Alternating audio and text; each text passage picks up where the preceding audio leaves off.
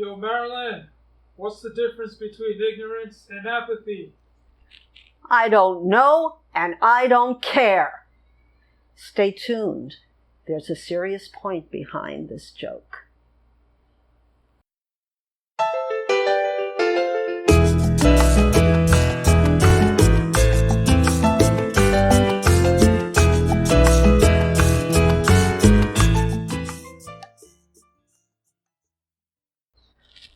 Aloha, and welcome back to my channel. I'm Marilyn, aka Maya, the baby boomer booktuber, and ignorance and apathy are never good things, especially when it comes to mental illness. And this month is Mental Health Awareness Month, and I wanted to talk to you about a few things related to that. I recently had the privilege of being on Claudia, the Spinsterslibrary, the wonderful Claudia of Spinsterslibrary, her channel, and she interviewed me, and she was a wonderful interviewer, and she brought out a lot of aspects that I wasn't expecting to talk about, including writing my memoir that had to deal with my mental health or my mental illness, and other bookish things. So if you want to check it out, I hope you do check it out. It'll be down below on the show notes. Well, let me just say one thing. Marilyn, Maya, Mendoza, and I have a mental illness. Whew! I said it. That didn't feel so bad. But a lot of people don't want to say it, and they're ashamed of it, and that's just wrong. So I wanted to say a few things about how we can become better at breaking the stigma, which is one of the lines of this year's mental health awareness. Mental illness is not easy to talk about for some people, and we want to be able to help each other and help people with mental illness. I have a child, an adult child, who is right now homeless and mentally ill in a state I won't discuss. But I have to tell you, as a mother, it hurts my heart deeply to have him call me up from jail because he was arrested for vagrancy or other petty crimes, and not knowing what he's going to do next or what's going to happen to him next. You never stop being a mother. But I don't want to talk about his journey. My journey, I'm writing in a memoir. I wrote one memoir that was published but was taken out of print. And now I'm writing, we talked about that, Claudia and I talked about that it's not exactly a sequel or a do-over or a continuation. It's something, the theme is different, but my life is basically the same. I want to talk to you about some books I'm reading also, so stay tuned for that. But first I want to go into how we can help others with mental illness. And there's a lot we can do. There's a lot of organizations like NAMI, the National Association of Mental Health, and Bring Change to Mind, which was started by Glenn Close. And both of these organizations help people who are suffering with mental illness and the people who are loving these people. So it says here that for 2021, Mental Health Awareness Month will continue to amplify the message of you are not alone. We will use this time to focus on the healing value of connecting in safe ways, prioritizing mental health, and acknowledging that it's okay to not be okay. And that's a very important thing, I think. So let me just talk about 9 ways that we can help each other. And the first one is to talk openly about mental health. And let me just say that mental health or mental illness is the last frontier of accepted prejudice in the world of all times. And we can still stigmatize people and do it very easily, and not be punished for it. So if we talk openly about mental health, like I'm telling you, I have an anxiety disorder. I used to suffer from severe panic attacks, agoraphobia, and that my son is schizoaffective disorder and other disorders. I'm talking openly, and that brings more conversation, which is always a good thing when we talk about something that's hidden. Years ago, cancer wasn't used, the word cancer. People would say the C word. You know, they would whisper about it because it was almost like they were, people who had cancer were being stigmatized for being sick. And that's exactly what's happening with mentally ill people. We're being stigmatized for being ill. It's a brain disorder. Other disorders are physical. The physical and the mental is connected. We're holistic people. Okay, so talk openly about it. If you suspect a friend or a relative is having issues in that area, talk about it. Because many people don't seek mental health treatment until 8 or 9 years after they're diagnosed. So that's bad. And 2 is educate yourself and others. And that's self-explanatory. In other words, don't be ignorant or have apathy. Number 3 is be conscious of language. And even I do this. I mean, we use the C word, crazy a lot. I'm crazy about him. She's crazy. He's crazy. And that's a stigmatized word for mentally ill people. So let's try not to use that word and other words that are just mean and hurtful. 4, encourage equality between physical and mental illness. And that's what I was talking about. So I already discussed how mental illness and physical illness should be equal and not be separated by one is bad and one is good. It's not like that. We're holistic people. 5 is show compassion for those with mental illness. I hope that someone shows kindness to my son. Just talk to people that are homeless on the street and, show signs of mental illness.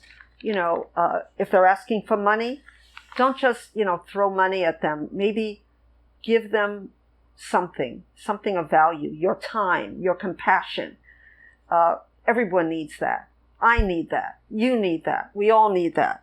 And 6 is choose empowerment over shame. I'm not exactly sure what that means exactly. I'm going to be honest with you.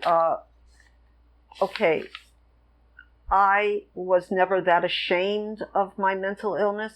I stayed home a lot. But when you're empowered, I guess you're able to talk to your doctors about it and get more help. So, yeah, I would say empowerment over shame any day. 7, be honest about treatment. There are many ways of treating mental illness now. When my mother, who was born in 1916, around there, suffered from mental illness, there weren't any good drugs. There wasn't any real help. There was, it was like one flew over the cuckoo's nest. I mean, there was shock treatments, which my mother got, and there was medicine that didn't work, which she also became addicted to. So now we have more treatments. So, we can be honest. It's not bad to take meds. It's not anything to be ashamed of. So, yeah, let's be honest. Number 8 is important to me, and it's let the media know when they're being stigmatizing. I once wrote a letter to Matt Lauer, and it's on my blog. He used the C word, and I was I took affront to that. So if you want to look at my blog, that's also down below, where I wrote about things that bothered me. Writing is also a very wonderful treatment for mental illness, a tool, not a treatment.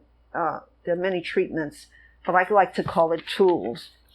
And so when the media does stigmatize, and when books do, and I recently talked about the book The Silent Patient, which a lot of thrillers tend to make the killer mentally ill, and that is that's stigmatizing mental illness, because most people with mental illness are not killers, you know.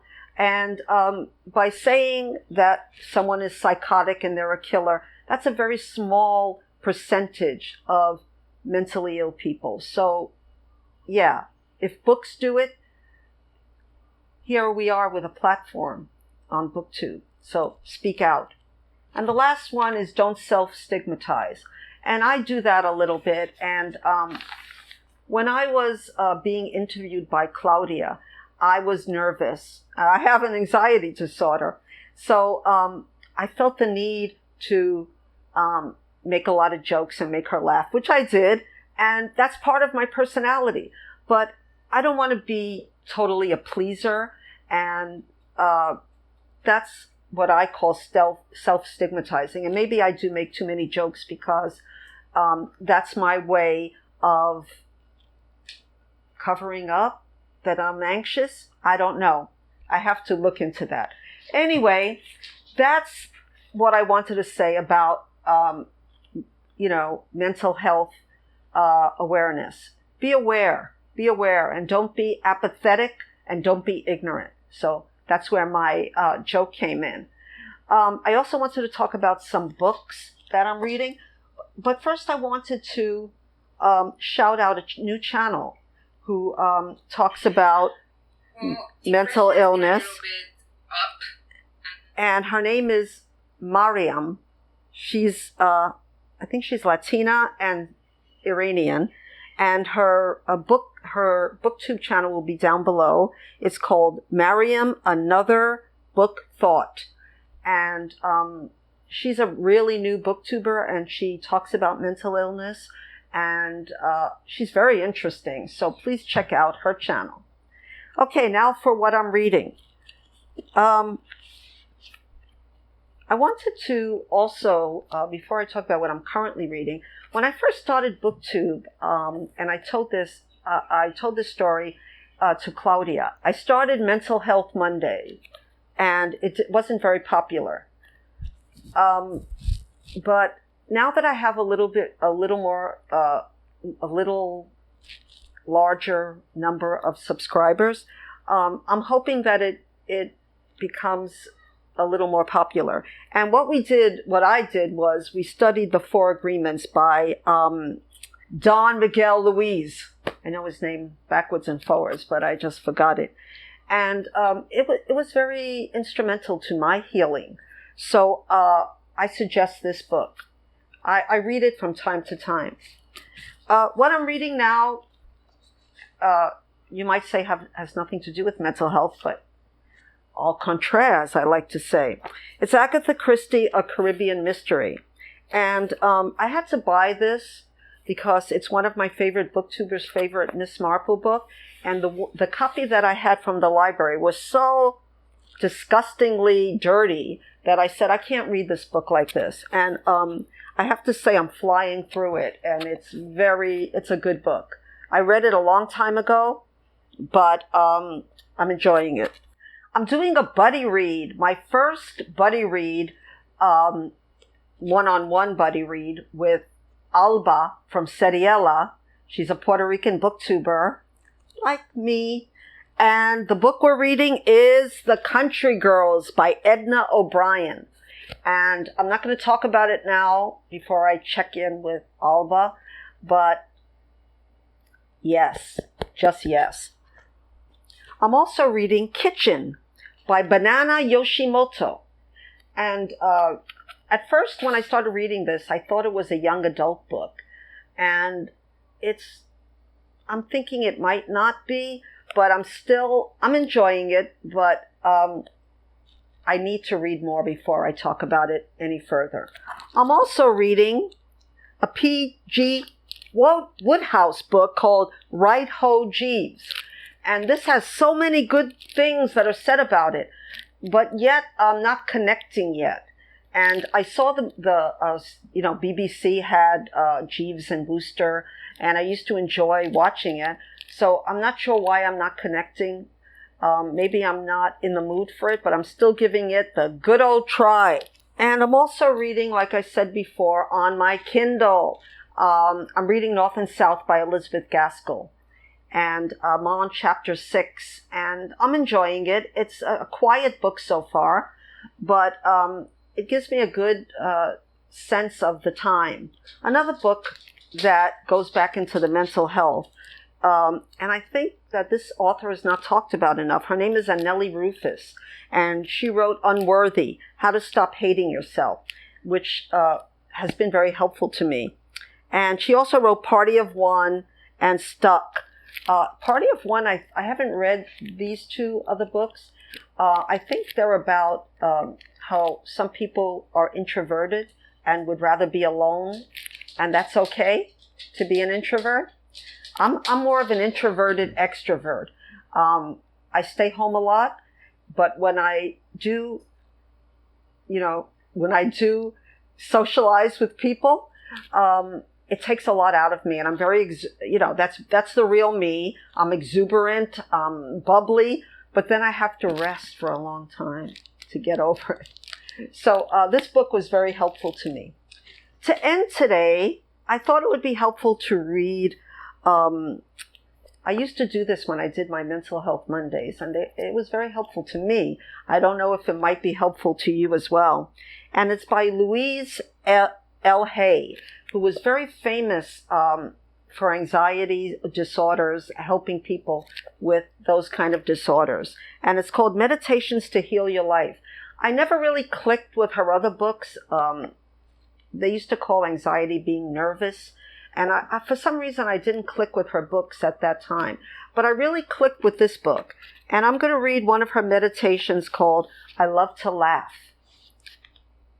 I use my humor wisely. The subconscious mind has no sense of humor. If I make a joke about myself or put myself down and just think, oh, it doesn't mean anything, I'm just kidding. I'm only kidding myself. My subconscious mind accepts it as true and creates accordingly. If I tell put-downs or ethnic slur jokes, which I wouldn't do, about others, I am still under the law of what I give out will come back to me.